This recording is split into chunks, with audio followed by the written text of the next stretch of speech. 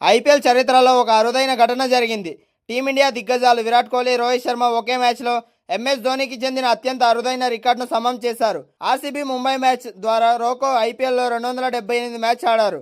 మహేంద్ర సింగ్ ధోని కూడా ఇప్పటి వరకు తన కెరీర్లో 278 మ్యాచ్లు ఆడాడు. దీంతో ఈ ముగ్గురు అరుదైన రికార్డు సాధించారు. విరాట్ కోహ్లీ, రోహిత్ శర్మలు ఐపీఎల్ చరిత్రలో అరుదైన రికార్డు సాధించారు.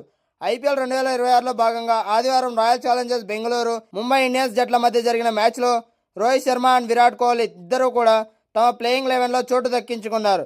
దీంతో ఐపీఎల్ చరిత్రలో అత్యధిక మ్యాచ్లు ఆడిన ఆటగాళ్ల జాబితాలో చెన్నై సూపర్ కింగ్స్ దిగ్గజం మహేంద్ర సింగ్ ధోని రికార్డును సమం చేశారు. వీళ్ళంతా ఇప్పటి వరకు 278 ఐపీఎల్ మ్యాచ్లు ఆడారు. నిజానికి ఐపీఎల్ 2025 ముగిసేలోపే ధోని 278 మ్యాచ్లు ఆడాడు. కానీ ఈ సీజన్లో అతడు ఒక్క మ్యాచ్ కూడా ఆడకపోవడంతో ఈ సంఖ్య అలాగే ఉండిపోయింది. దీంతో విరాట్ కోహ్లీ, రోహిత్ శర్మలు తాజాగా ఆ రికార్డును సమం చేశారు. ఇంకో మ్యాచ్ ఆడితే రోకో మహేంద్ర సింగ్ ధోనిని అధిగమిస్తారు. ఐపీఎల్ 2026లో కోహ్లీ ఆర్సీబీ తరపున మొత్తం 11 మ్యాచ్లు ఆడాడు. అయితే మిడ్ సీజన్లో ఆమ్స్ట్రాంగ్ ఇంజరీ కారణంగా రోహిత్ శర్మ కేవలం 6 మ్యాచ్లు మాత్రమే ఆడాడు. అయితే ఇందులో ధోని, రోహిత్తో పోలిస్తే కోహ్లీ కొంచెం భిన్నంగా ఆడాడు. ఎందుకంటే అతడు 278 మ్యాచ్లు ఒకే ఫ్రాంచైజీ రాయల్ ఛాలెంజర్స్ బెంగళూరు తరపున ఆడాడు. మహేంద్ర సింగ్ ధోని చెన్నై సూపర్ కింగ్స్తో పాటు రైజింగ్ పూణే సూపర్ జైంట్స్ తరపున కూడా ఆడాడు.